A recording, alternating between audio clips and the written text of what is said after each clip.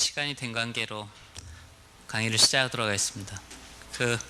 고려대학교까지 먼 길을 와주셔서 감사합니다. 제가 준비한 디스커버 KU의 주제는 온라인 게임에서 발생할 수 있는 보안에 대해 가지고 다뤄드리도록 하겠습니다. 그래서 부제는 타락천사를 구하라라고 이제 돼 있습니다.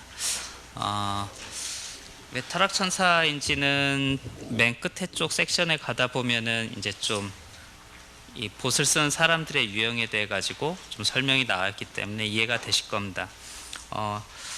우선 저하고 저의 연구실 소개를 간단하게 드리는 것으로 해가지고 시작을 하도록 하겠습니다. 제가 운영하고 있는 연구실은 고려대학교 정보보호대학원 해킹 대응기술 연구실이고요. 제가 소속된 학부는 고려대학교 사이버 국방학과 그리고 고려대학교 정보보호대학원 두 곳입니다. 그래서 저희 해킹 대응 연구실에서는 전통적인 네트워크 시스템 보안에 대해서도 연구를 하는데 특색 있게 연구하는 거로는 온라인 게임과 관련된 보안 이슈를 다룹니다.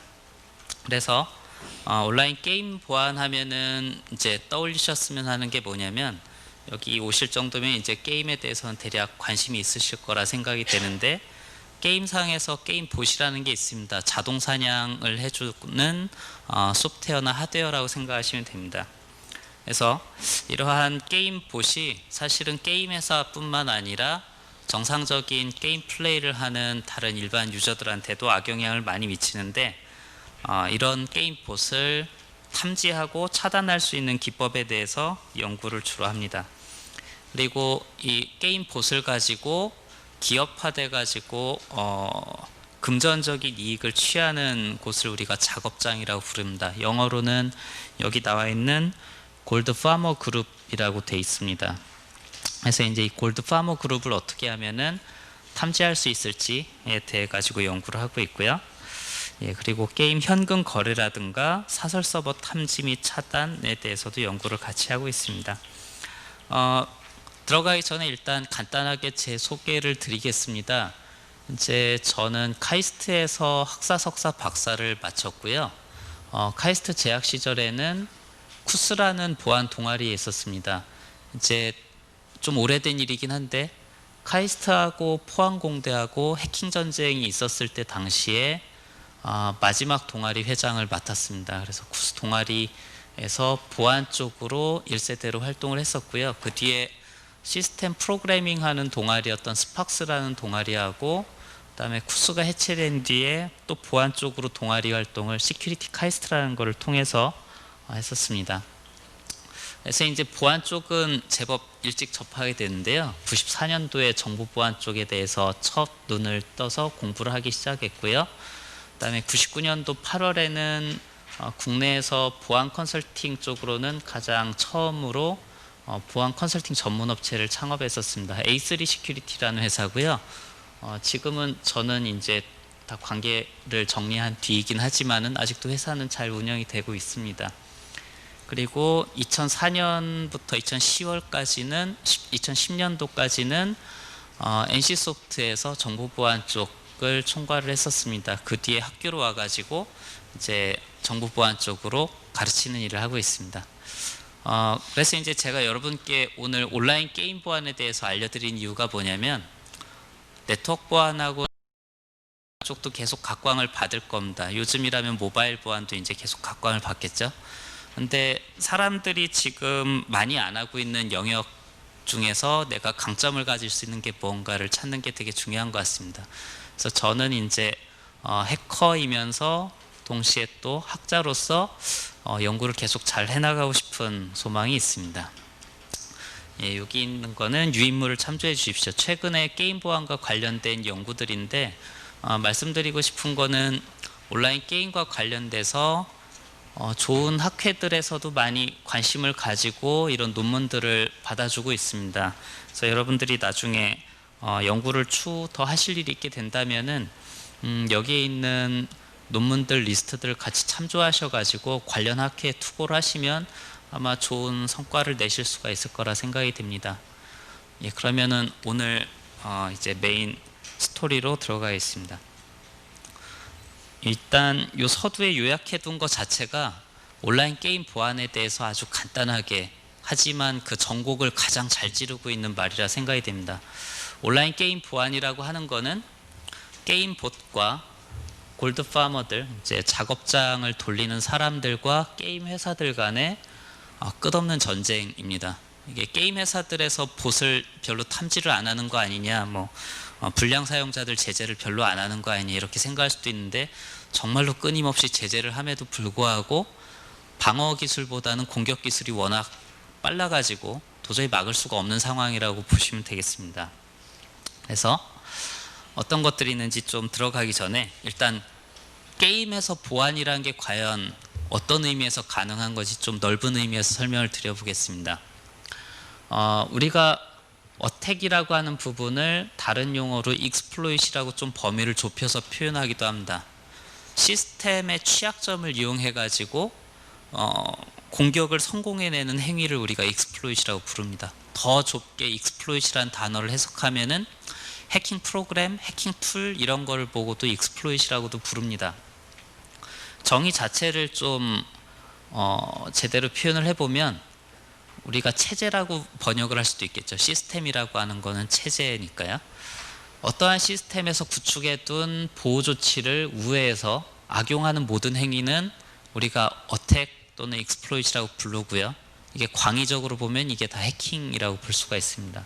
그래서 예를 들면은 탈세를 하는 사람들, 조세 시스템을, 조세의 체계입니다. 조세 체제를 익스플로잇해서 탈세를 해가지고 결국은 이익을 얻어낸 소셜 해커라고 보시면 되겠습니다.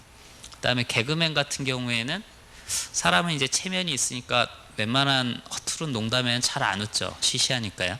근데 그런 웃음 방어 논리를 우회해가지고 그 방어 시스템을 익스플로잇 시켜서 웃음을 펑 터뜨리게 뇌를 오버플로우 시키는 겁니다. 어떻게 보면 개그맨들도 되게 위대한 그 브레인 해커라고 볼 수가 있습니다. 이런 관점에서 이제 어택은 넓게 해석이 될 수가 있는데, 꼭 시스템에 악성 코드를 신고 관리자 권한을 탈취하는 것만이 공격이 전부가 아니라 온라인 게임 회사 또는 인터넷에서 서비스를 해주는 수많은 포털 서비스들에서 어떠한 것이든 방어 체제를 세워놨는데 그걸 우회하는 거라고 한다면은 대부분 이런 공격으로 해석을 할 수가 있겠습니다. 그래서 오늘의 주요 주제는 한마디로 요약하면 인게임 시스템에 있는 방어 체제를 우회한 예가 되겠습니다. 그럼 우리가 일단 용어부터 찍고선 가겠습니다. 여기에서 일단 온라인 게임은 다들 해보신 걸로 일단 전제하고선 가겠습니다. 하다못해 고스톱이라도 한 판 온라인에서 쳐보셨을 거로 생각을 하고요. 일단 치팅하고 게임 봇, 작업장 세 가지를 먼저 기억을 해두셔야 제 오늘 특강 내내 진도를 따라가시는데 전혀 문제가 없습니다.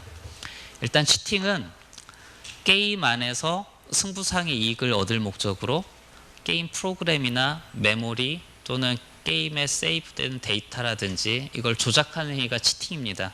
우리가 커닝하는 것도 치팅이듯이 정당한 승부를 우회하는 조작은 다 이제 치팅이라고 볼 수가 있는 겁니다.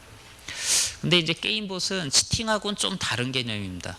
치팅의 기능은 이미 해주는 프로그램인데 좀 더 진화를 해가지고 아주 잘 만들어진 인공지능 프로그램입니다. 그래서 게임 클라이언트들, 온라인 게임이니까 게임 클라이언트와 서버 두 가지로 나눌 수가 있겠죠. 게임 프로그램과 서버 간에 통신되는 내용들, 소프트웨어 동작 방식을 완전히 분석을 해가지고 사람이 일절 손을 대지 않았는데도 게임 플레이를 할 수 있도록 만들어진 소프트웨어나 하드웨어입니다. 이런 프로그램들은 주로 중국에서 제작이 되고 있고요. 그리고 몇몇 신문 기사에서도 나긴 했는데 이제 재작년에 경찰청 외사과에서 수사를 해가지고 잡은 바에 의하면은 북한 쪽의 프로그래머들이 또 게임봇을 만들어 가지고 판매를 하는 일들도 심지어 있었습니다. 그래서 이 게임봇을 만들려면 일단 어셈블리를 대단히 잘해야 됩니다. 남이 만든 프로그램 하나를 다 분해를 해가지고 어떻게 동작하는지 샅샅이 알아내는 게 돼야 되기 때문에 이런 면에서 볼 때 게임봇을 만든 사람들은 상당한 실력자들이라고 볼 수가 있습니다. 그 뒤에 수작업으로 게임을 하든지 아니면 게임봇을 이용해서 대량으로 자동화를 해서 돌리든지 해서 게임 아이템을 획득하고 이를 이용해 가지고 수익을 올리는 집단을 우리가 작업장이라고 부릅니다. 영어로는 이제 골드 파머, 워크샵, 골드파머 그룹 이렇게 보시면 되겠고요. 그러면 이제 오늘 강의 드릴 내용 중에 꼭 기억하셔야 될 거 슬라이드 2개가 있습니다. 일단 여기 주황색으로 보이는 거가 게임상에서 가장 심각한 보안 위협들 3가지입니다. 첫 번째는 게임 봇이고요. 좀 전에 설명드린 바와 같습니다. 그 다음에 골드파밍 워크샵은 이 게임 봇을 열심히 돌려서 게임 안에 아이템을 대량 생산해 가지고 판매하는 친구들입니다. 이게 뭐가 나쁘냐라고 생각할 수도 있겠지만은 게임을 초기에 기획을 할 때 밸런스라는 거를 다 만들어 두게 됩니다. 이 게임 안에서 이 정도 가치의 아이템은 생산량이 어느 정도 돼야 되고 예상되는 물가는 어느 정도고 공급량은 어느 정도 해야 되는데 레어하게 돌아다녀야 될 아이템이 게임봇이 대량으로 생산을 해서 흔한 아이템이 된다면 이거에 맞춰서 설계를 해둔 기획들이 다 엉망이 될 수가 있겠죠. 그 다음에 정상적으로 플레이를 하는 유저들은 게임봇을 쓰는 유저들한테 상대적인 박탈감을 느끼게 됩니다. 나는 하루에 2~3시간씩 열심히 플레이를 해가지고 레벨업을 고작 10레벨 정도밖에는 못 올려놨는데 게임봇을 쓰면은 한두 시간 안에 10레벨씩 콱콱 올리는 게 가능하다고 한다면 비교 자체가 안 되겠죠. 그 다음에 이걸 통해서 현금을 거래할 수가 있습니다. 원래 전자상거래 쪽에 관련된 보안에 제법 굵직한 원칙이 있습니다. 그 사이버머니가 현금으로 바뀌는 거는 막는 게 좋습니다. 현금이 사이버머니로 바뀌는 거는 문제가 없습니다. 무슨 얘기냐면은 싸이월드 미니홈피 예를 들면 도토리를 아무리 많이 모았어도 그 도토리를 현찰로 바꾸는 건 안 돼야 됩니다. 안 그러면은 싸이월드 직원이 데이터베이스에다가 자기 도토리량을 임의로 늘린 다음에 현금으로 바꿔서 나간다든가 또는 싸이월드가 해킹당해서 특정 해커가 도토리를 대량으로 찍어낼 수가 있게 된다면은 사이버상의 조폐공사 기계가 있게 되는 거랑 똑같습니다. 실물 경제에 영향을 미치게 되겠죠. 근데 실제로 이거는 발생하고 있는 일입니다. 근데 여기 보라색으로 되어 있는 2가지 원을 보면은 게임 회사들에서 이런 봇을 쓰는 사람들, 작업장들, 현금 거래를 한 사람들을 내부 약관 위반을 했다라든가 다른 고객에게 불편함을 줬다라는 이유로 계정을 제재를 할 수가 있습니다. 근데 이 계정을 제재를 하게 되면 게임 봇을 돌리던 사람들은 자기 계정이 막혔으니까 새로운 계정을 만들어야 됩니다. 근데 이제 늘 새로운 계정을 만드는 게 쉽지는 않습니다. 서구권이라면 상관이 없지만은 국내 같은 경우에 신규 계정을 만들 때 주민등록번호를 요구를 하는데 이미 그 주민등록번호로 돌던 계정이 막혔다면 불편하겠죠. 그래서 이제 해커들이 남의 게임 계정을 해킹을 할 수 있어서 그 다른 계정이 가지고 있는 아이템을 훔쳐내는 일을 할 수 있다면 굳이 이런 봇들을 돌리지 않아도 되기 때문에 상당히 좋을 겁니다. 해커들 입장에서는. 그래서 국내에서 안철수 연구소에서 매년 발행하는 바이러스 감염에 대한 통계를 보면은 국내에서 감염되는 1위부터 10위까지의 바이러스 중에서 한 70% 이상은 게임 아이디 패스워드를 훔쳐내는 악성 코드들입니다. 대부분 이제 국내에서 이런 계정 도용이 상당히 성행하고 있는 걸 알 수 있습니다. 근데 이것도 다 막히게 되면은 이 친구들이 해커들을 또 고용을 해가지고 실제 게임 회사들의 침입을 하든지 서비스 거부 공격을 보내가지고 서비스를 아예 막아버리든지 이런 우회하는 방법까지 쓰게 됩니다. 근데 결국 이런 일을 하는 이유는 다 뭐냐면 결국은 다 돈에 관련된 일입니다. 지금 인터넷에서 운영되는 서비스들 중에서 히트작을 꼽으라면은 몇 개가 있습니다. 인터넷에서 가장 성공적인 서비스 중에 하나는 웹이고요. 월드와이드 웹. 2번째가 이제 여러 개를 꼽을 수 있겠지만은 온라인 게임을 꼽을 수가 있겠습니다. 동시 접속자량이 초당 15만 명 정도 되는 서비스들도 국내에서 서비스하는 회사들이 제법 되고요. 그다음에 월드 오브 워크래프트 같은 경우에는 한 150만 정도의 동시 접속자가 있어요. 매초 어디 도시 하나 정도 되는 인구가 사이버상에서 같이 교류를 하면서 게임을 하고 있는 겁니다. 근데 은행을 터는 것보다는 게임 회사를 터는 게 상대적으로 공격자 입장에서는 부담이 적습니다. 은행에 대해서는 보안도 상당히 많이 강화가 돼 있고 수사기관에서도 상시 모니터링을 하고 있는데 게임에서는 상대적으로 좀 약한 면이 있거든요. 이제 그런 거를 노린다라고 보시면 되겠고요. 지금까지 설명드린 거는 모바일 쪽이 아니라 PC 게임입니다. 근데 이제 지금은 모바일 게임의 시대죠. 다들 PC에 앉아서 진득하게 게임을 하기보다는 모바일로 이동하면서 간단하게 한 판, 두 판 하는 걸 더 선호합니다. 근데 여기에서는 봇 같은 거는 별로 없습니다. 왜냐하면 여러분들 휴대폰에는 배터리 시간 제약도 있고 해서 봇이 24시간 365일 돌리기에는 좋은 환경이 아니에요. 성능 제약도 있고 MMORPG 같은 예를 들면 리니지나 아이온 뭐 이런 와우 같은 장르가 모바일 쪽에서는 아직 활성화가 많이 안 된 편입니다. 그러다 보니 오히려 모바일 게임 쪽에서는 모바일 악성 코드를 뿌려가지고 결제 도용을 일으켜서 스미싱을 하는 경우가 제일 많습니다. 그래서 이쪽의 이슈는 도리어 봇을 잡는다, 작업장을 잡는다라기보다는 스미싱과 결제 부정을 찾는 쪽에 더 초점이 맞춰져 있습니다. 물론 치팅도 있긴 한데 예를 들어 가지고 이제 애니팡 있잖아요. 지금은 이제 아무도 안 하시겠지만은 한때는 제법 인기가 있었죠. 애니팡 하트 1000개 판다고 할 때 살 사람 없잖아요. 이게 현금성 가치가 있는 아이템들이 아직 온라인상에서는 그리 많은 편이 아니기 때문에 공격자가 별 흥미를 못 느끼는 상태라고 보시면 됩니다. 이제 간단하게 지금까지 설명드렸던 봇이라는 게 어떤 건지 좀 동영상을 보여드리겠습니다.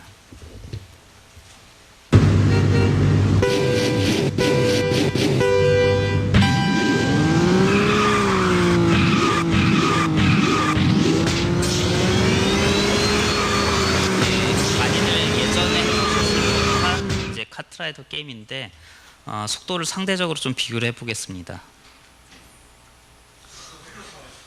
엄청난 속도죠. 이게 패킷의 시간값을 계속 조작을 해가지고 남들보다 빨리 갈 수 있게 조작을 한 입니다.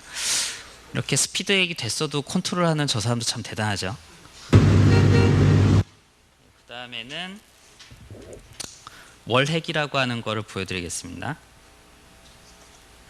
FPS 게임이고요. 1인칭 시점의 그 총싸움 게임이라고 생각하시면 돼요. 지금 보시는 화면은 뭐냐면 벽 너머에 있는 적들을 쏴서 죽이는 겁니다. 원래 당연히 벽 너머에 있는 적을 쏠 수는 없겠죠. 근데 총알이 발사됐을 때 총알 출발하는 위치가 마치 벽 너머에서 쏘는 걸로 조작을 해서 방금 본 예고요.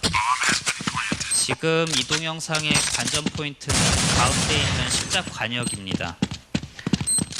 멀리에 있는 적들이 벽 너머에 살짝살짝 보이는 걸 알겠을 거예요.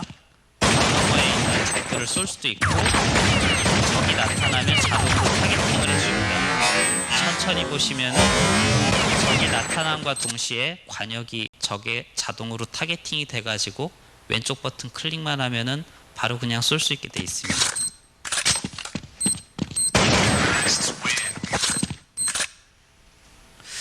그러니까 이제 이런 적하고 그 시합을 하게 된다면은 당해낼 수가 없겠죠. 상대적으로 전투를 할 때 유리한 위치에 놓이게 되는 겁니다. 근데 이런 식으로 하는 거는 대부분 치팅의 장르라고 보시면 됩니다. 근데 이런 치팅이 발생하게 되면 상대방은 극심한 그 짜증을 느끼게 되겠죠. 내가 지금 하는 거랑 상대방이 비교가 안 되는 그 실력 차가 나는 거를 눈앞에서 바로 보기 때문에 상당히 고객들이 불만을 갖게 됩니다. 자, 그다음에 이제 좀 모바일 예를 들어보겠습니다. 모바일은 해킹을 하기가 그리 녹록하지는 않습니다. 왜냐하면은 모바일 디바이스에다가 악성 코드를 직접 심어가지고 돌리기에는 좀 탈옥도 해야 되고 유연하지 못한 환경이 있는데 안드로이드 같은 경우에는 지금 보는 화면처럼 블루스택이라고 하는 에뮬레이터가 있습니다. PC에서 저 블루스택 에뮬레이터를 돌리고 플레이하고 싶은 게임을 내려받아서 이제 돌리게 되는 겁니다. 그때는 내가 만든 봇 프로그램을 같이 구동시킬 수가 있기 때문에 이제 점수를 많이 얻고 싶다고 한다면 이런 방법을 쓸 수가 있겠죠. 지금 윈도우에서 블루스택이라는 에뮬레이터를 띄우고요.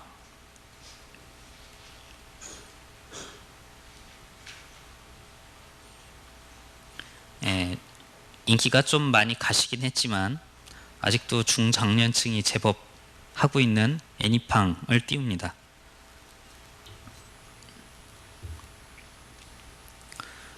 이제 PC 환경에서 구동이 되는 건데 손가락으로 터치를 하는 거를 마우스 클릭 이벤트로 대체를 할 수 있게 해주는 겁니다. 자, 그러면 애니팡이 구동이 되고요.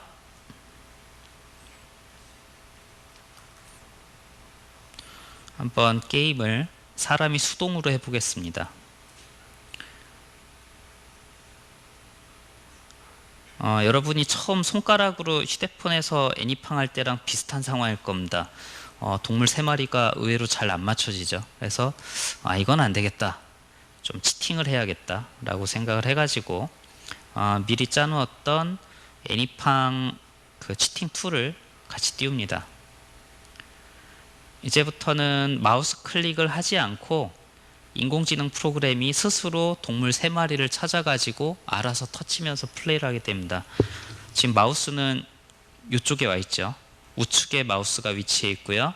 지금은 자동으로 플레이가 이루어지는 겁니다. 동물 3마리가 나타나면 알아서 클릭 이벤트를 발생시켜 가지고 점수를 얻게 되는데, 지금 보시면 알겠지만은 아주 초보적인 인공지능 알고리즘으로 짰기 때문에 사람이 해도 이것보다는 잘 점수를 낼 수가 있습니다. 이건 그냥 아주 초보적인 봇을 짠 예라고 보시면 되겠는데, 좀 잘 짠 예를 보여드리겠습니다.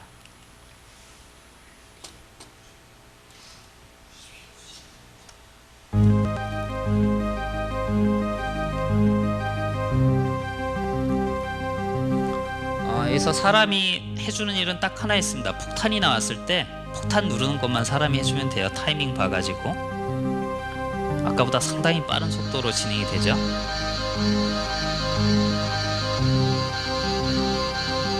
(60초) 플레이니까 좀 느긋하게 한번 지켜보시죠.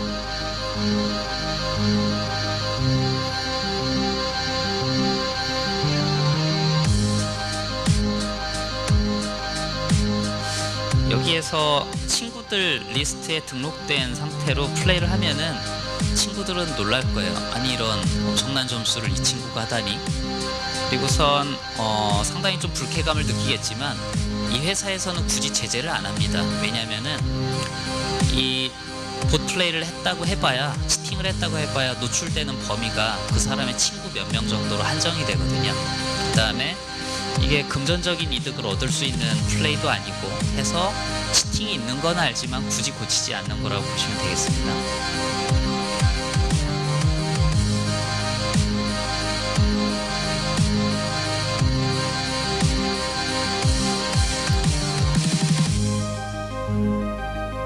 네, 이제 라스트팡 한번 타면은요 점수가 제법 올라가겠죠.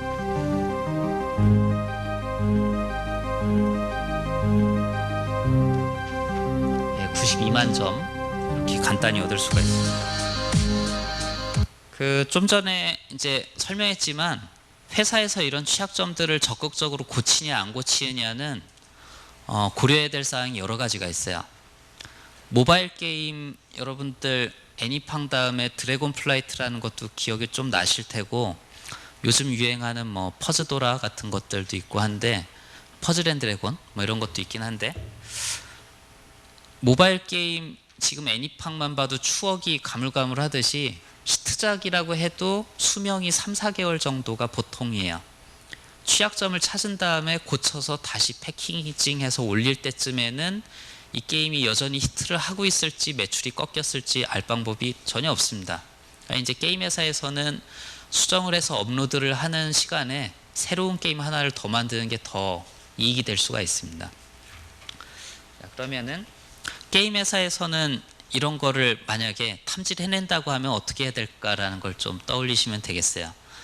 사람이 실제로 압력을 넣어가지고 터치 스크린을 눌러주는지, 안드로이드에서 API 체크를 다 해가지고 검사를 할 거냐, 아니면은 결과가 끝날 때마다 서버의 데이터를 끊임없이 주고받아가지고 조작이 이루어지는지 아닌지를 끊임없이 체크할 거냐 등등 여러 가지 이슈가 있는데, 모바일은 그러기가 힘듭니다. 사용자마다 데이터 요금제가 다 달라서 모든 이가 와이파이에서 플레이를 하는 게 아니기 때문에 서버에서 저런 조작이 일어나는지 조사 패킷을 계속 보내게 되면은 통신료가 부과가 되게 됩니다. 그러니까 이거를 임의로 모든 사람들한테 PC 게임처럼 적용할 수 있는 방법이 없어요. 그래가지고 여러 가지 고민들이 있을 텐데 더 고민스럽게 하는 거는 이런 점수를 내는 사람들도 있다라는 겁니다. 그 PC용 게임 같은 경우에는 플레이가 되게 복잡하기 때문에 그래도 사람하고 봇하고 구분할 수 있는 지점이 많지만 모바일 게임은 한 판 한 판이 단순하기 때문에 사람도 이렇게 플레이가 가능합니다. 이렇게 무작위로 마구 누르는 것만으로도 좋은 점수를 낼 수가 있거든요. 이 정도라고 하면은 서버 입장에서 봤을 때는 이게 사람이어서 점수가 저렇게 나온 건지 아니면은 조작을 해가지고 이렇게 나온 건지 구분하기가 상당히 어렵게 돼요. 자, 그럼 이제 마지막으로 오늘 보여드리고 싶은 하이라이트입니다. 제가 지금까지 설명했던 봇이라고 하는 거는 지금까지 보여드렸던 건 사실은 치팅에 더 가깝고요. 지금 보여드리는 게 사실상 저희가 오늘 설명드리고자 하는 봇이라고 보면 되는데 이거는 아이온이란 게임에서 동작하는 봇의 예입니다. 이제 게임 클라이언트하고 게임 봇 프로그램하고 같이 다 띄워가지고 게임 봇 프로그램에서 뭘 할지를 다 세팅을 해줄 수가 있어요. 약초가 보이면은 약초 먼저 캐고 내 체력이 30% 이하로 떨어졌으면은 물약을 먼저 먹어서 치료를 하고 가까운 거리에 몬스터가 있으면은 일단 나한테 버프 먼저 준 다음에 사냥을 한 다음에 뭐 아이템은 잡템들은 버리고 중요한 것들만 챙겨놓고 이동하라든지 이런 것들을 다 이제 설정을 해둘 수가 있습니다. 그럼 이게 주는 강점은 뭐냐면 사람은 단순 작업에 금방 질려요. 그래서 돌 3,000개 캐오라고 하면은 지겨워서 아무도 안 할 텐데 이런 봇들은 자동으로 돌아가니까 전혀 지겨움을 느끼지가 않겠죠. 그래서 대량으로 반복 퀘스트나 채집을 할 수가 있어가지고 저가 아이템들을 이제 게임 안에 공급을 할 수가 있게 되겠죠. 그러면 이제 게임 경제가 좀 흔들리는 그런 문제가 생깁니다. 자, 여기 이런 식으로 세팅을 쭉 하고요. 중간으로 좀 넘어가겠습니다. 이제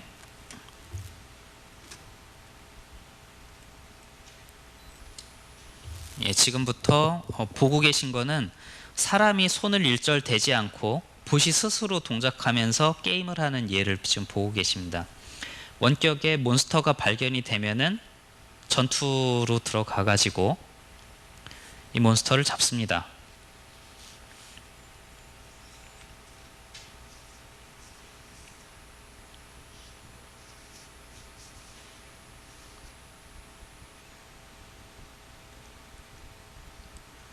그리고 몬스터가 죽으면 자동으로 필요한 아이템들을 인벤토리에 샥샥 넣고 다음 지점으로 이동을 하고 다음 지점에 뭐 몬스터가 또 나타나면은 또 반복적으로 사냥을 합니다. 사람은 계속 이런 지겨운 행위를 못 하겠지만 봇은 이거를 가능하게 해주니까 하룻밤만 지나도 많은 경험치를 획득하고 레벨업을 대단히 빠르게 해주는 효과가 있습니다. 그 다음에 HP가 얼마 이하로 떨어지면은 자동으로 물약을 클릭해서 체력을 회복한다든지 이런 일들이 지금 이루어지고 있습니다.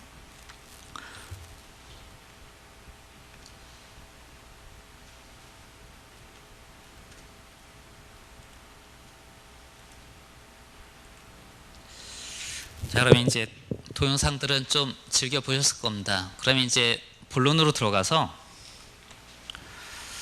작업장 그림을 좀 보여드리겠습니다. 이게 이제 작업장입니다. 초창기의 작업장이라고 보시면 돼요. 구글 검색 엔진에서 작업장이라고 치면 이 그림이 제일 먼저 나옵니다.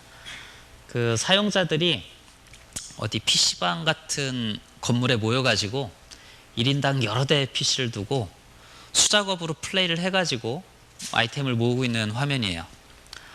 여기에서 실제로 작업장들에 대해서 인터뷰를 한 기사들도 여러 가지가 있는데 하루에 목표로 하는 금액이 있어요. 하루에 얼마 이상 아이템을 벌면은 그 이상 버는 건 다 개인 성과급으로 가져가는 겁니다. 인센티브가 아주 확실하겠죠. 근데 이제 사람이 대규모로 플레이를 해야 되다 보니까 인건비가 싼 지역에서 이런 작업장들이 성행할 수밖에 없습니다.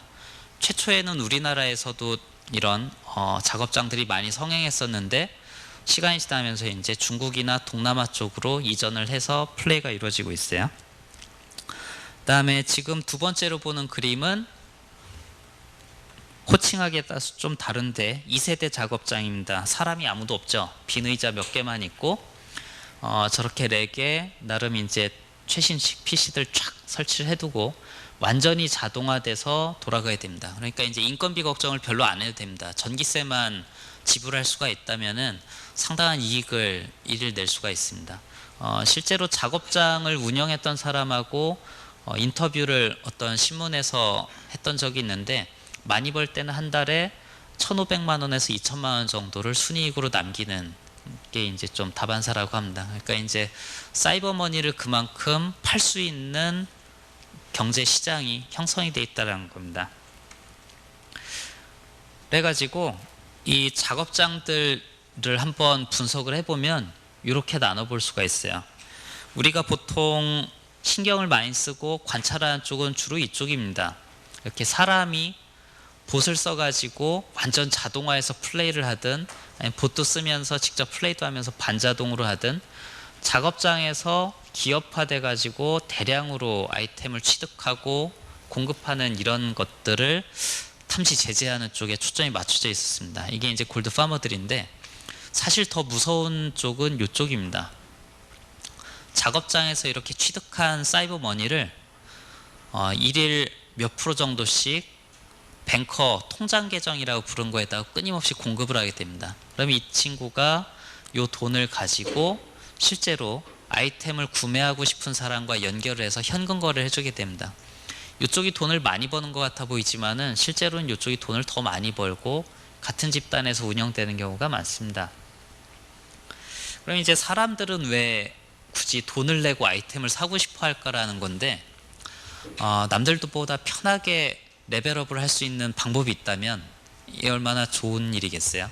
이제 그런 욕구를 자극을 하는 겁니다. 남들보다 좀 더 편하게 빨리 강해지고 싶다라는 게 되겠죠. 그래가지고 이건 뭐냐면 게임 안에 있는 모든 플레이어 하나하나를 점으로 구성을 했고요. 이 사람들 간에 아이템을 주고받은 거래가 있을 때마다 선으로 연결했습니다. 그래서 2010년 4월 9일부터 5월 8일까지 약 한 달간의 데이터를 그림으로 표현한 겁니다. 네트워크로 이렇게 볼 수가 있고요. 이때 보면은 총 29,600명 정도 사용자를 샘플링을 했는데 이 사용자들은 평균 한 달 동안에 3.4회 정도 거래를 합니다. 아이템 취득한 거를 남한테 이제 판다라고 보시면 되겠어요. 상당히 이제 거래가 활성화되어 있다라고 보면 되겠습니다. 근데 여기에서 우리가 작업장들을 좀 쉽게 발견할 수 있는 방법이 없을까라는 게 이제 궁금했던 겁니다. 왜냐하면 골드 파머들은 계정을 계속 제재를 해도 끊임없이 계속 생겨나서 동작을 하게 됩니다. 봇들도 계속 돌게 되고요. 새 버전이 계속 나옵니다. 그래서 첫 페이지에 얘기했던 것처럼 엔들리스 배틀이에요. 계속 해봐야 소모전만 될 뿐인데 진짜로 잡아야 되는 거는 이쪽입니다. 이쪽이 경제를 쥐락펴락하면서 많은 물동량을 가지고 있기 때문이에요. 그래가지고 좀 이런 방식을 고려를 해봤어요.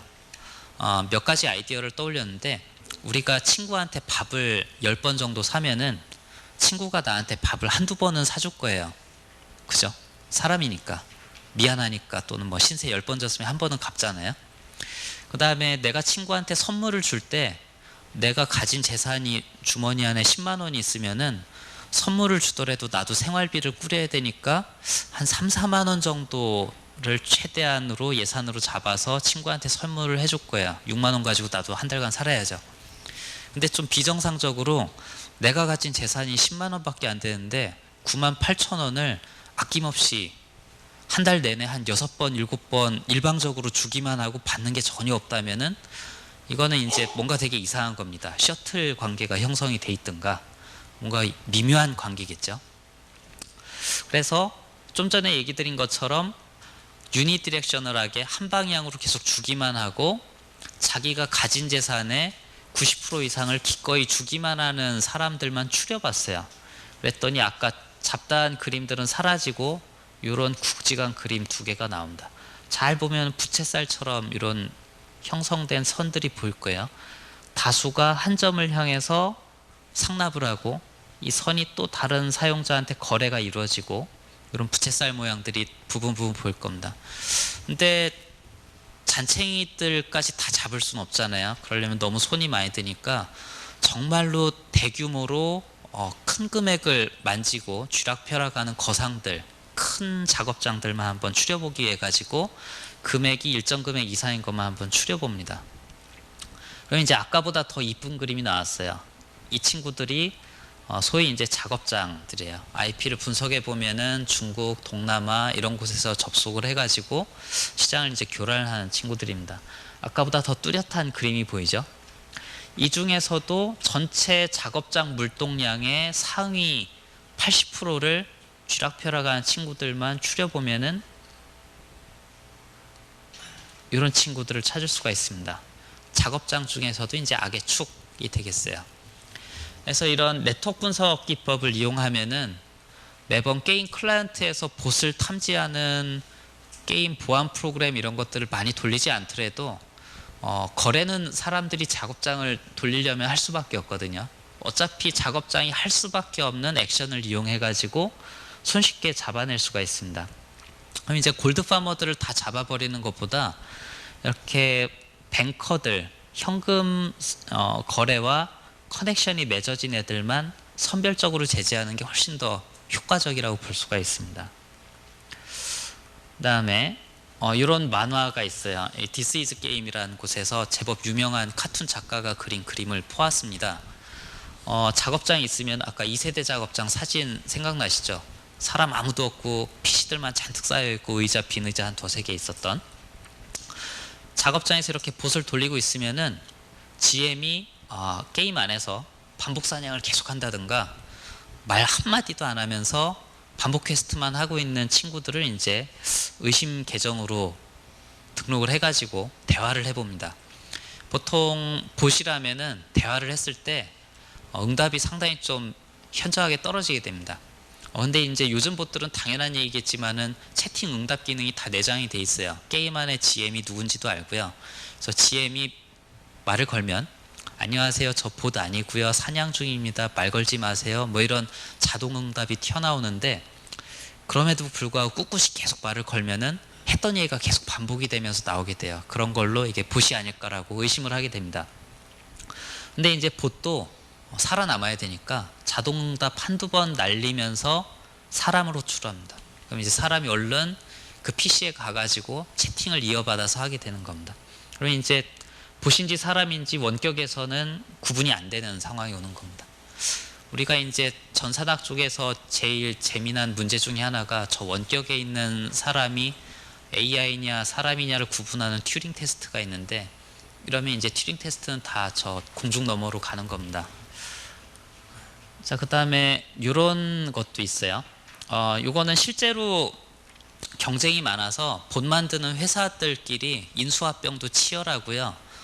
상당히 좀 격한 환경에 놓여 있긴 한데 일부분 과장된 부분도 있긴 하지만 이제 이 작가가 인터뷰한 내용을 가지고 만화를 그린 상황을 보면은 이런 내용이 있습니다.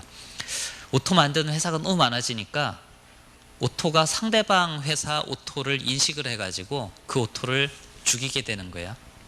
이제 그러면 오토 봇을 구매해가지고 쓴 사람 입장에서는 어떤 브랜드의 봇을 쓰면은 레벨업이 잘 되고 어떤 봇을 쓰면은 잘 죽어서 경험치가 다운된다라고 입소문이 나면 당연히 이제 성능 좋다라는 봇으로 다들 건너가기 때문에 이렇게 봇끼리 싸우는 일까지 벌어진다라는 게 되겠습니다. 결국은 다 돈 때문이라고 보시면 되겠어요.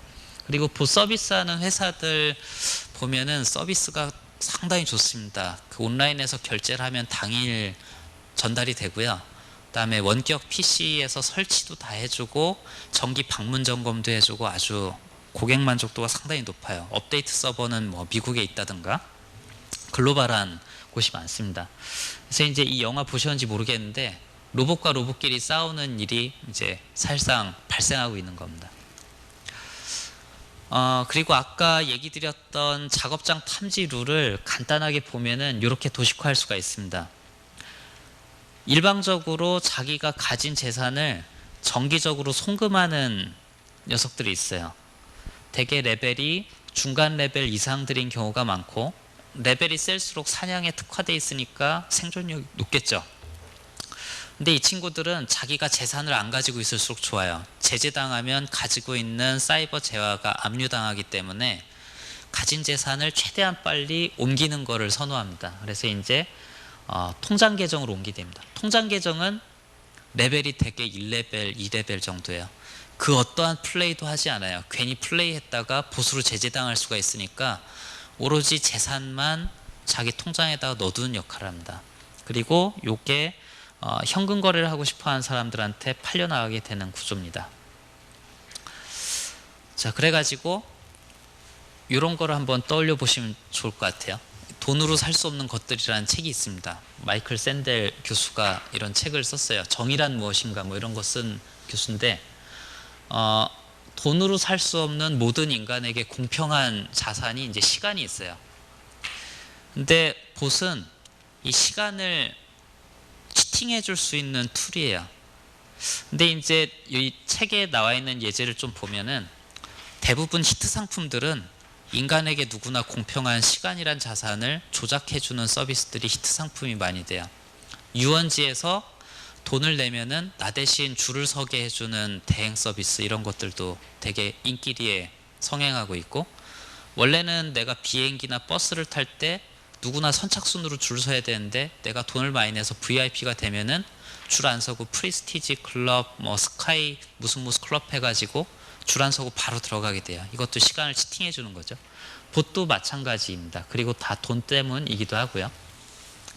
그래서 이제 아까 작업장을 실제로 운영한 사람하고 인터뷰한 기사가 이렇게 있는데요. 이거는 이제 참고 삼아서 읽어보시면 되겠습니다. 돈도 상당히 많이 벌고 탈세도 많이 하고, 사실상 이제 좀 지하 경제의 온상 중에 하나입니다.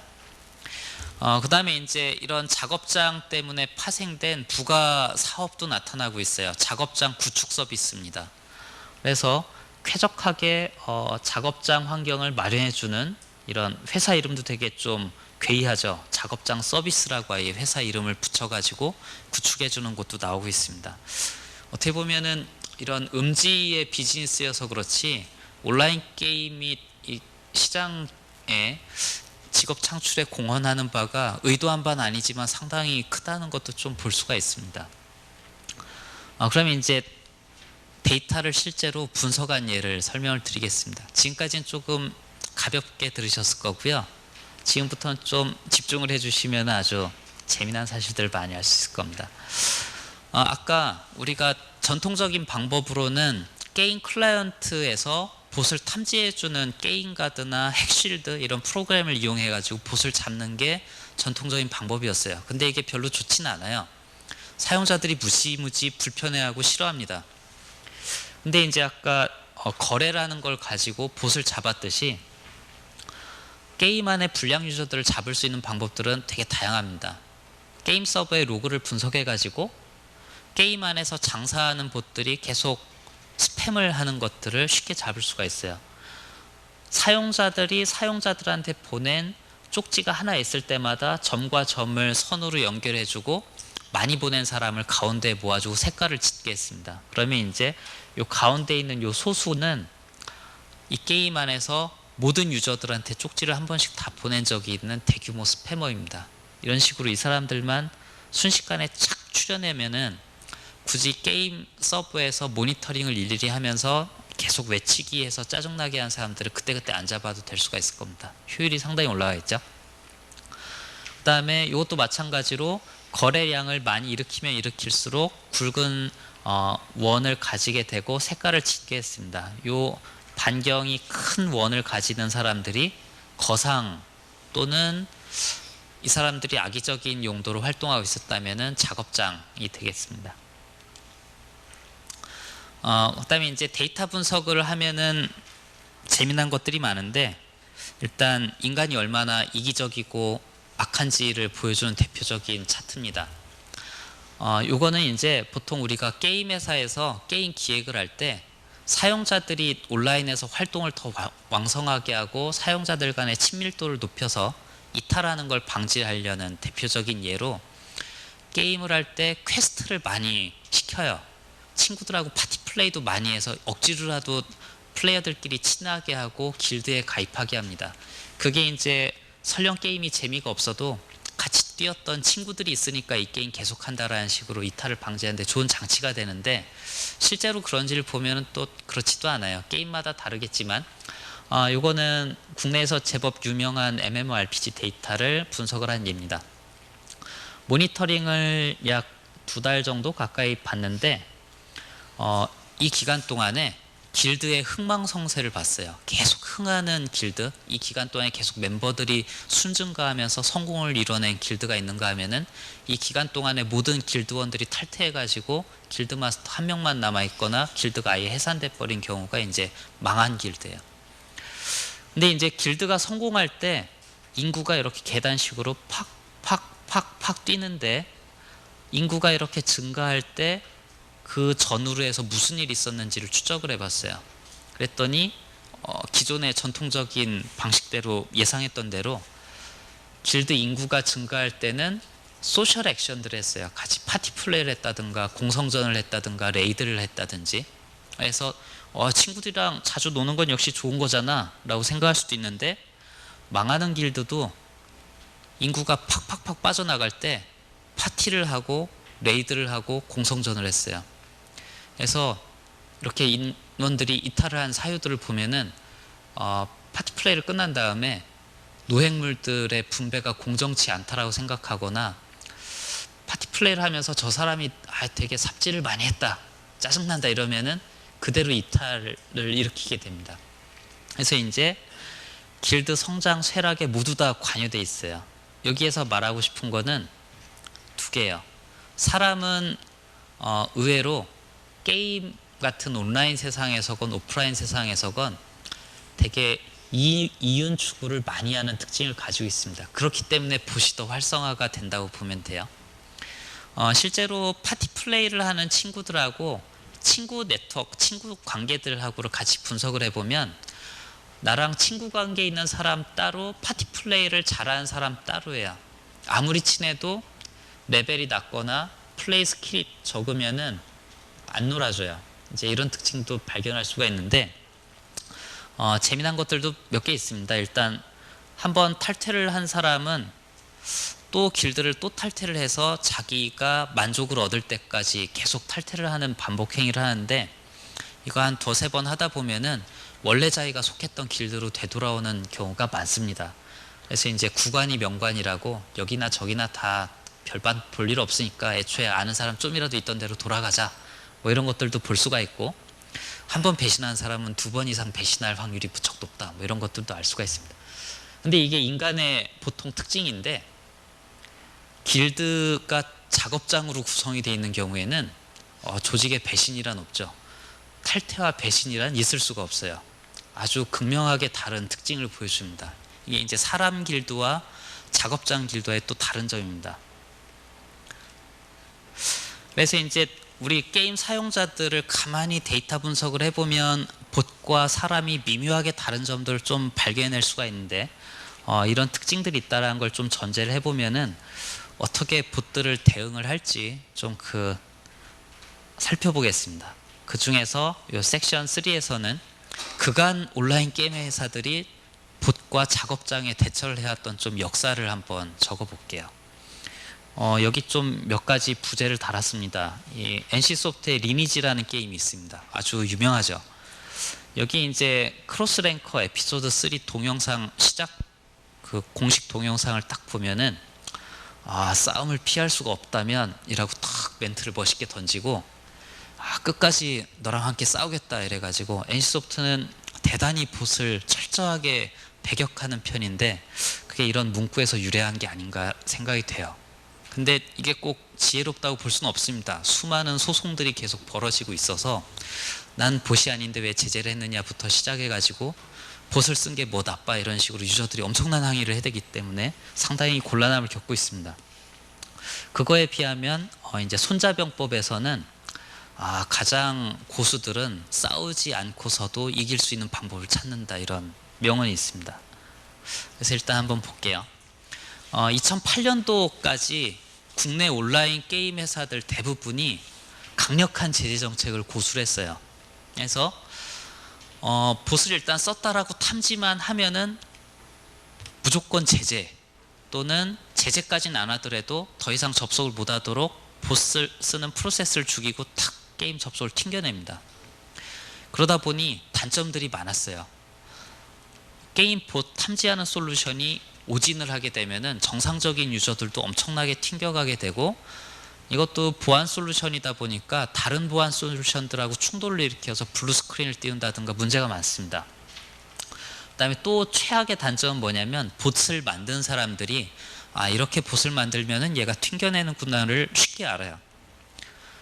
그래서 우회할 수 있는 방법도 너무 쉽게 만들어 버렸던 게 문제입니다. 그래서 이때는 정책 자체가 킬데몰 스트레이트지라고 대충 부를 수가 있습니다. 백신이랑 똑같아요. 잡든가 말든가 둘 중 하나고, 봇 패턴을 계속 추가를 해야만 했었습니다. 근데 이제 2009년에서 2011년부터는 조금 방식이 바뀌었습니다. 서버의 로그를 분석해 가지고 굳이 클라이언트에서 보안 솔루션을 안 돌린다 할지라도 사용자가 정상적인 사람들과 다른 플레이 패턴을 보이는 게 감지가 되면, 아까 거래 로그를 분석해서 봇을 잡아냈듯이 그런 식으로 서버단에서 봇을 감지해내고 데이터 마이닝 기술을 쓰는 경우가 이제 늘어나기 시작했습니다. 아주 최우선 목표로 잡은 거는 작업장 계정을 그래도 1차적으로 잡았어요. 이때는 통장 계정들, 뱅커 캐릭터들을 노리는 거는 아직 개념이 생기기 전입니다. 그럼에도 불구하고 선별적인 제재를 할 수가 있었기 때문에 봇을 만든 사람은 같은 봇을 썼는데 이 사람은 잡히고 이 사람은 안 잡히니까 좀 대응하기가, 봇 만드는 사람 입장에서 곤란함을 겪었었던 아주 좋은 기법입니다. 그 뒤에 2012년부터 본격적으로 많이 쓰였던 방법이 이제 외과적인 수술 방법입니다. 골드 파머들은 계속 잡아봐야 계속 봇 계정이 생성돼서 들어오고, 대량 제재하면은 계정 도용만 계속 생기고 별로 안 좋더라. 통장 계정만 잡자. 아주 기업화된 작업장들만 선별해서 잡자. 이런 식으로 바뀌게 됐습니다. 그래서 이게 외과적인 수술 방법의 예예요. 아까 거래 패턴에서 보여드렸듯이 요 한 달 기간 동안에 자기가 가진 재산의 80% 이상을 다 제공을 하면서 몇 회 이상 일방적으로 주기만 하면서 총 전달한 금액량이 얼마 이상이고 레벨이 10레벨 이상인 이런 봇 계정들의 특징들을 자동으로 if된 룰 베이스로 추출을 하는 알고리즘을 돌립니다. 그러면 이제 누가 작업장 계정인지 누가 통장 계정인지 쉽게 감지를 해낼 수가 있습니다. 이런 게 이제 대표적인 적용 사례라고 볼 수가 있는데, 우리가 작업장에 대해서 좀 더 이해를 할 필요가 있어요. 엄청나게 집요한 친구들입니다. 이 친구들은 한번 제재당하면은 작업장 내 모든 계정들이 한 번에 하루아침에 뺏기기도 하는데, 그럼에도 불구하고 또 계정을 만들고 투자하고 그런 플레이를 보여주고 있어요. 그래서 작업장이 어떻게든 살아남으려고 합니다. 일단 중국에서 대형 도시들, 상해, 북경 이런 데서 처음에 출발했었다가 그 뒤에는 충칭, 동북, 육성들 이런 도시로 옮겼다가 이제는 태국과 베트남으로 이전이 가속화되고 있습니다. 특히 요즘에는 베트남의 호찌민 시티에 이제 쾅투룽 시티라는 곳에서 접속이 엄청나게 많아요. 모든 게임 회사들 요 근래 인터뷰를 해보면은 대부분 이 도시에서 접속량이 폭증을 했는데, 이 도시가 뭐냐면 벤처 특구입니다. 우리로 치면은 가산 디지털 단지, 구로 디지털 단지 같은데요. 여기에 게임 회사들이 많아지고 게임 붐이 일었나라고 생각할 수도 있지만, 사실 실상은 그렇지가 않고 벤처 특구기 때문에 전기세가 쌉니다. 그래서 작업장을 PC를 대량으로 24시간 365일 돌려도 전기세가 별로 안 나가니까 채산성이 좋아서 일로 작업장이 몰리는 거지 게임 붐이 일어서가 아니에요. 그래서 봇과 작업장은 철저히 이익 추구를 하는 기업화된 조직이다라는 게 있습니다. 그리고 시선들이 꼭 게임 회사의 옹호적인 것만은 아닙니다. 이게 이제 1세대 제재 방식에 부합하는 이런 의견인데, 미국의 법률 저널이에요. 근데 되게 강한 제목을 적었어요. 중국인 작업장들 다 죽어야 돼. 차이니즈 골드 파머 머스트 다이 해가지고 이런 강력한 그 의견을 피력하는 게 있었는가 하면 또 다른 시선도 있습니다. 이건 뭐냐면은 월드뱅크라고요. 그 세계은행 월드뱅크에서 빈민구제도 되게 많이 해요. 근데 여기에서 최근 4년간 연례 보고서를 내면서 매번 언급하는 게 작업장이 가난한 나라를 구제하는데 상당히 효과가 있다. 왜냐하면 가난한 나라들은 산업기발시설들의 예산을 확충하거나 투자하기가 너무 어려운데, 그래서 이제 국민들이 가난한데 PC 하나씩만 나눠주고 온라인 게임 잔뜩 플레이하게 한 다음에 그 아이템 팔아가지고 쌀과 반찬을 사게 했더니 이것도 나름 좋은 빈민구제 수단이 아니겠느냐라는, 어떻게 보면 되게 엉뚱한 발상인데 이런 시선을 제공하기도 합니다. 그래서 실제로 베트남이나 동남아시아 쪽에 작업장에서 수익을 떼우고 있는 이런 좀 가난한 사람들 얘기도 많이 소개가 돼 있습니다. 좀 시선이 색다르죠. 그리고 전 세계의 작업장들이 어디에 분포하고 있는가 르포 잠입 취재 기자가 글을 쓴 예입니다. 월드뱅크의 리포트에도 같이 나와 있어요. 그래서 작업장이 성행하는 나라들 보면은 중국도 있고, 그다음에 인도, 동남아시아, 그리고 멕시코 이런 나라들이 아주 글로벌하게 퍼져 있습니다. 중국 같은 경우만 해도 이런 동북 육성들 또는 이제 해안가의 좀 세컨티어 도시들 위주로 돌았었는데, 밝혀진 바에 의하면 중국인 작업장을 인터뷰를 하고 이제 조사를 하다 보니까 베트남의 아웃소싱 계약을 맺은 것까지 이제 발견이 됐어요. 중국인 작업장이 베트남 작업장에 외주 계약을 맺고 얼마 이상 아이템을 해오면 얼마 이상 주겠다, 이런 식으로 아주 글로벌한 비즈니스가 돌아가는 것을 발견할 수 있었습니다. 지금 이 슬라이드에서 여러분들이 보신 거는 이 작업장이라는 건 참 끈질기구나, 얼마나 돈이 되길래 이렇게 계속하는 걸까라는 거에 대한 좀 인식을 가져주셨으면 하는 겁니다. 그러면 이제 마지막 섹션입니다. 여러분들한테 이제 새로운 접근 방식을 좀 소개해 드리려고 합니다. 디퓨전이라는 확산 모델을 이용해 가지고 봇을 잡는 예가 되겠습니다. 그래서 요새는 트렌드가 바뀌었어요. 이제는 PC에서 MMORPG 게임들을 많이들 안 합니다. 모바일 게임들로 많이 건너가다 보니까 PC 게임 회사들이 수익이 상당히 많이 약화가 됐어요. 그래서 이게 또 다른 부작용을 낳는데, 게임 회사들도 작업장을 이제 단속을 하기가 꺼려지는 타이밍이 조금씩 오고 있는 겁니다. 왜냐하면 작업장도 계속 월정액 이용료를 내는 수입원 중에 하나입니다. 그 비중이 미미하건 크건 간에. 그러니까 이제 이 작업장들을 제재할 때도 기왕이면은 효율적으로 제재를 하면 좋겠다라는 그 니즈가 많이 발생하고 있는 겁니다. 그래서 MMORPG 회사들이 수익도 어느 정도 타격을 안 입으면서, 하지만 작업장에는 확실한 타격을 줄 수 있는 방법이 뭐가 있을까, 그리고 다른 유저들한테 피해를 덜 줄 수 있는 방법은 뭐가 있을까, 이런 것들을 연구하기 시작해서 2013년부터 해가지고 일부 게임 회사들이 이 방법들을 적용을 하고 있습니다. 여러분들이 일단 용어 2개 정도를 알아두시면 좋습니다. 질병 전파 모델이라는 게 있습니다. 저기 월드워 G를 떠올리시면 돼요. 좀비가 좀비를 불어서 좀비를 만들고 그 좀비가 또 좀비를 만들어서 또 좀비를 만듭니다. 기하급수적으로 좀비가 늘어나요. 그러니까 이제 좀비 친구를 두고 있으면 나는 좀비가 될 확률이 무척 높은 거예요. 그래가지고 어떠한 새로운 소프트웨어 또는 하드웨어가 남들한테 퍼져나가는 것들, 이런 마케팅 모델이 질병 전파랑 되게 확산하는 모델이 비슷해요. 전염병 창궐 했을 때. 그리고 이런 전염병 같은 질병 전파 모델의 강점은 뭐냐면 확산 속도를 그래도 예측할 수가 있게 해주는 거예요. 이게 이 속도로 이 괴질이 퍼져나가면은 한 달 이내에 이 성에 사는 모든 사람들이 다 감염되겠구나, 이런 걸 이제 예측을 할 수가 있겠죠.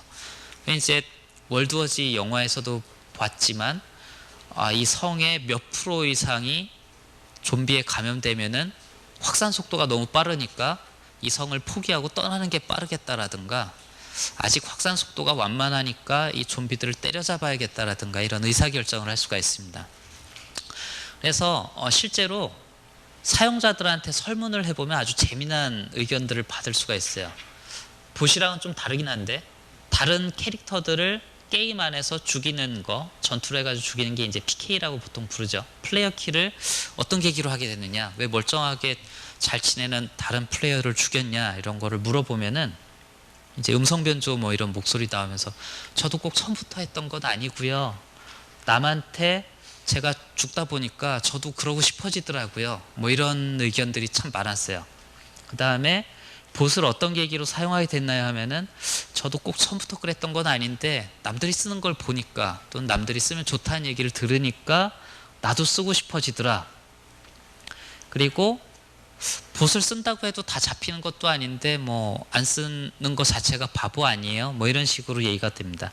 그래서 안 쓰면은 오히려 좀 뒤처지는 느낌도 들고, 그 다음에 게임 안에서 이런 정의 사회 구현이 제대로 안 돼 있다, 모든 봇 이용자가 다 제재를 당하는 건 아니니까 난들 왜 쓰지 말라는 법 있나, 이런 것들이 동기가 되게 됩니다. 어떻게 보면 되게 부정적인 동기에서 출발하는 경우가 많아요. 긍정적인 동기에서 출발하는 물건들이 있어요. 스마트폰 뭐 이런 것들. 한 5, 6년 전 생각해 보세요. 친구가 스마트폰 쓴다라고 하면은 아니 뭐 인터넷을 그리 꼭 수시로 써야 되나? 전화 통화 외에도 뭘 그리 주고받을 편지가 있다고, 네가 비즈니스맨이야? 이런 식으로 초반에는 거부감 내진 저항감이 있었는데 일정 시간 지나면 하고 돌아보니까 모든 국민들이 이제는 피처폰 쓰면은 뒤처진 사람으로 여겨지게 되고 있어요.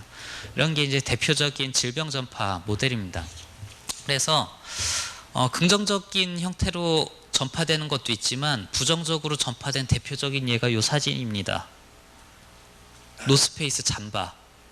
한 명, 두 명이 클래스에서 노스페이스 잠바를 입기 시작했는데 안 입으면 나도 왠지 안 될 것 같은 이런 미묘한 압박을 느껴요. 그래서 사게 돼요. 이런 것들도 다 디퓨전입니다. 봇도 마찬가지예요. 봇을 쓰는 인구가 전체 인구의 35% 정도가 넘어가게 되면은 그 누구도 더 퍼져나가는 거를 막을 수가 없어요. 막는 속도보다 퍼져나가는 게 더 빠르게 되고, 막는다 하면은 도리어 더 부작용이 생기게 됩니다. 이미 시장이 우리가 지금 메이드 인 차이나 제품이 없이는 살 수가 없게 됐듯이 저가 물량으로 공급되는 아이템들이 봇 제재가 심해져 가지고 안 되게 되면 유저들이 이미 저가 물품에 길들여져 있다가 물가가 갑자기 치솟는 거를 감당을 못하는 경우가 있어요. 그래서 가장 이율배반적인 게 뭐냐면 게임 유저들한테 봇에 대해서 어떻게 생각하십니까? 라고 물으면은 아까 같은 질문들도 나왔지만 봇이 일단 없으면 좋죠. 근데 내 눈앞에서만 안 보였으면 좋겠어요가 대부분의 응답을 차지합니다. 일단은 봇이 있지 않으면은 대량 제재가 일어났을 때 물가가 뛰고 시장이 교란된다는 것들을 유저들도 이미 알아요. 게시판들을 모니터링 해보면. 그래서 도리어 사람들이 되게 이율배반적으로 살기 때문에 지금 고객들이 원하는 거는 내 눈앞에서만 봇이 안 보이게 해주세요가 정답이에요. 뭐 그리 좋은 모델은 아니긴 합니다. 여간 일단 아까 스마트폰 확산기에서도 보듯이 처음에 초기 얼리 아답터들이 쭉 어떠한 제품을 도입하다가 완만한 저항감에 부딪히다가 두 번째 스레숄드 지점에 도달하면은 그 뒤부터는 급격히 퍼져나가는 S라인 곡선을 따르는데, 만약에 우리가 지금 봇 사용자가 어느 기세로 퍼져나가고 있는지를 알 수만 있다면 요 지점만 뛰어넘지 않게 요만큼씩만 제재를 하면은 되게 효과적인 제재가 될 거야. 요만큼씩만 제재를 하면은 상대방한테 덜 퍼져나가게 되고, 내가 노스페이스 잠바를 사야 된다는 압박감을 상대방한테 덜 주는 분위기를 만들 수가 있겠죠. 그래서 우리가 4분면을 나눠봤어요. 여기가 이제 이 게임 월드가 시작될 때부터 봇을 쓰질 않았어요. 그리고 앞으로도 봇을 안 쓸 사람이에요. 아주 고귀한 영혼들, 이 홀리 너브란 사람들입니다. 이런 사람들이 있죠. 그냥 난 이 사람의 친구도 아닌데 옆에 가기만 했는데 아이템 주고 버프 걸어주고 말도 걸어주고, 그죠? 그 다음에 이제 이런 친구들도 있어요. 이 게임 월드가 시작하는 날부터 이 게임이 접히는 그날까지 나는 봇을 쓸 거다, 이런 사람들이 있어요. 아주 끝내 아주 사악한 베너머스 데블도 있습니다. 악의 축인데 대부분 여기가 이제 작업장들이라고 보시면 돼요.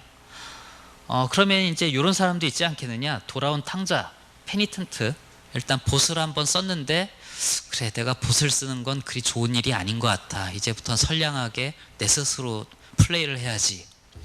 근데 불행하게도 이런 사람들을 찾아봤더니 거의 없어요. 일단 한번 봇을 쓰기 시작하면은 돌아온 탕자가 되긴 쉽지 않습니다. 얼마나 이 봇이 좋은지를 맛봤기 때문에 잘 안 돌아오는 것 같아요. 그럼 이제 결과는 아주 자명해져요. 이분들은 우리가 신경 안 써도 앞으로도 고상하게 사실 분들이에요. 고마운 분들이에요. 그다음에 이쪽은 그 어떠한 노력을 기울여도 돌아설 가망성이 없어요. 여기 포기해버리는 게 나아요. 그다음에 인간은 성악설을 따르기 때문에 이분들도 돌아오질 않아요. 이제 좀 안타깝지만 여기에 드릴 시간에 여기에 노력을 기울이자라는 겁니다. 봇을 안 썼다가 주변에 봇 쓰는 걸 보고선 타락하는 이 타락천사들을 구하는 게 가장 효과적인 이 디퓨전 모델에서 신경 써야 될 부분입니다. 자, 그래가지고 캐치프레이즈는 Save the Fallen Angel입니다. 그럼 이제 실제로 아주 재미난 데이터를 확보를 했습니다. 신규 서버가 딱 오픈한 그날부터 로그를 다 덤프를 해와가지고 사용자들이 어떤 속도로 타락해 가는지를 측정을 해봤어요. 했더니 서버가 열리자마자 40일 정도가 지나면은 봇쓸 사람들은 1차로 다 써요. 봇쓰는 확산세가 완만하게 그 뒤부터는 줄어듭니다. 그럼 이제 결론이 사실은 여기서 많이 나올 수가 있어요. 근데 대부분 게임 보안을 하는 사람들하고 사업을 하는 사람들하고 초반에 많이 다툽니다. 일단 게임 서버가 오픈되면 봇을 제재하는 사회정의 구현도 좋지만 일단 사람들이 북적 몰려야 게임이 흥하고 장사가 잘 되는 거 아니겠냐. 일단 초반은 지켜보자. 뭐 이런 의견들도 많이 있죠. 아니다, 초장부터 확실하게 잡아야 사람들이 경각심을 가지고 봇을 안 쓰게 될 것이다. 이런 의견도 있겠고요. 근데 데이터만 놓고 보면은 후자가 더 맞는 경우가 있어요. 초기부터 제재를 확실하게 해야 그 뒤부터 퍼져나가는 속도를 상당히 낮출 수가 있어요. 근데 그거는 또 게임 장르마다 다 다르니까 아주 한 번에 딱 이렇게 결론을 낼 수는 없을 겁니다. 여하간 재미난 관찰은 초기에 40일 정도, 약 한 달이 지나면은 1차 타락군들이 나오기 시작합니다. 그 다음에 이제 데이터들을 좀 더 봤어요. 여러분들이 이제 나쁜 그 행위에 물든다고 했을 때 어떤 경로를 타고 물들게 되느냐라는 겁니다. 예를 들어 가지고 지금 이제 학생분들도 계신데 예를 들어서 술과 담배 이걸 접하게 됐다라고 할게요. 친구한테 접할 확률이 높으냐, 아니면 아버지한테 명절 때 약주를 한 잔 받아서 먹었는데 그게 그렇게 달콤해서 헤어날 수가 없어서 나 스스로 약주를 찾게 되느냐, 뭐 등등 여러 가지 타락하는 경로가 있겠죠. 아니면은 아무도 나에게 술을 권한 적이 없으나 난 나 스스로 술을 먹고 싶어 가지고 난 술을 먹기 시작했네, 이런 사람도 있을 겁니다. 근데 이제 봇이 전파되는 경로들을 살펴봤더니 아주 재미난 거를 확인할 수가 있었어요. 내 동네 형들, 내 아는 친구들, 같은 길드 안에 있는 사람들 중에서 봇을 쓰는 사람들이 있어요. 내 길드 안에 봇 쓰는 사람들이 있으면 내가 봇을 쓰게 될 확률은 27% 정도예요. 근데 놀랍게도 나랑 한 번이라도 파티 플레이를 해본 친구가 있는데 그 친구가 봇을 썼다 그러면은 나는 같은 기간 내에 95%의 확률로 봇을 쓰게 돼요. 내 눈앞에서 봇이 저렇게 잘 플레이를 하고 이익을 엄청나게 주는 거를 확인하면은 강력한 유혹에 시달리게 되는 겁니다. 여러분들도 이제 난 뭐 스마트폰 없이 피처폰으로도 충분히 살아라고 했는데 아주 가까운 친구가 스마트폰으로 이거 인터넷도 되고 게임도 되고 등등등 보여주면은 그날부로 바로 나도 스마트폰을 쓰고 싶어지잖아요. 비슷한 겁니다. 얼마나 가까이에서 영향을 받았느냐가 중요하죠. 그래서 흥미있는 발견 사항들을 좀 요약을 해드릴게요. 게임 론칭 후에 40일 정도면은 초기에 봇 쓸 사람들은 다 쓰게 되는데 비율이 어느 정도냐면은 전체 게임 플레이어 중에 약 11%가 이 시기에 봇을 쓰게 됩니다. 10분의 1 정도가 이제 타락을 하게 돼요. 이 과정에서 내 친구들, 내 일촌들 중에서 봇을 쓰는 친구가 한 명이라도 있으면은 내가 일단 이 사람이랑 길드 관계가 있건 파티 플레이를 한번 이 친구랑 했건 안 했건 전혀 상관없이 직간접적으로 영향을 받아가지고 약 16%의 확률로 나도 봇을 쓰게 됩니다. 일단 근묵자흑이라고 까마귀 친구가 있으면은 스스로 이제 검어질 확률이 이제 높은 겁니다. 근데 이런 분들이 아주 진성으로 타락하는 분들이에요. 나는 스스로 타락하였노라 이런 분들이 5%입니다. 그 다음에 이제 파티 플레이는 아까 설명드린 거랑 같아요. 나랑 한 번이라도 파티 플레이를 한 친구 중에 봇을 쓰는 친구가 있었다면 95%, 같은 길드 안에서 봇을 쓰는 친구랑 접촉을 해가지고 봇을 쓰게 될 확률은 27% 정도입니다. 그래가지고 두 가지 정도를 결론을 가볍게 내릴 수가 있어요. 물론 게임 장르와 어떤 종류의 봇들이 창궐 하고 있냐에 따라서 다 상황은 다르겠지만 지금 테스트를 했던 봇 같은 경우에는 봇들이 기능이 되게 여러 가지가 있어요. 월드 오브 워크래프트 같은 경우에는 낚시만 전문적으로 해주는 낚시봇이 있고, 그 다음에 어떤 경우에는 채집만 전문적으로 해주는 채집봇이 있고, 좀 비싼 봇들은 전투, 그 다음에 채집, 거래 이런 것까지 다 완전 자동화가 된 봇들도 있습니다. 그래서 파티 플레이를 통해 가지고 타락할 확률이 높아지게 된다라고 하면 여러 봇들 중에서 파티 플레이 기능이 있는 봇만큼은 초기에 얼른 잡아야 되지 않겠느냐라는 작은 결론을 내릴 수가 있습니다. 나는 이제 슬슬 오늘의 강의를 마치도록 하겠습니다. 그래가지고 결론을 말씀드리면은 지금까지 그 온라인 게임상에 봇이라는 거하고 작업장이 얼마나 큰 위협이 되는지를 좀 동영상도 보여드리고, 실제로 이게 단순히 게임 월드에만 영향을 미치는 게 아니라 실물 경제에도 영향을 미치고 작업장들이 상당히 기업화되어 있다는 말씀을 드렸어요. 그 다음에 이런 작업장들을 찾아낼 때 과거에는 백신 프로그램 같이 게임 보안 툴을 이용해 가지고 잡았었는데 상당히 좀 불편함이 많았어 가지고 점차 서버에서 데이터 마이닝을 적용하는 쪽으로 발전이 되었습니다. 근데 지금은 이걸 더 뛰어넘어 가지고 소량의 인원만 초반에 속간해서 봇을 쓰는 사람 자체가 널리 퍼지지 않도록 억제하는 방법도 이제 나오고 있습니다. 그래서 이제 택티컬 서저리 하는 방법 외에도 타락천사를 막는 방법들도 다양하게 나오고 있다는 거 하고요. 근데 이게 향후에는 모바일에도 언젠가는 적용이 될 수 있을 겁니다. 지금 슬슬 모바일에도 MMORPG 게임 장르들이 나오기 시작했고, 지금까지는 단말기의 성능이 좀 낮아서 그런 장르를 소화하기가 어려웠었는데 점차 모바일 디바이스 성능이 확산되면은 이제는 모바일 쪽에서도 단순히 결제 도용만 있는 게 아니라 이런 류의 부정 플레이가 나오기 시작할 겁니다. 그래서 선량한 유저들이 봇 친구들한테 노출되지 않을 수 있는 방법을 다양하게 연구를 해내는 것도 좋은 도전이 될 것 같습니다. 예, 제가 준비한 내용은 이 정도로 해서 마치겠습니다. 감사합니다.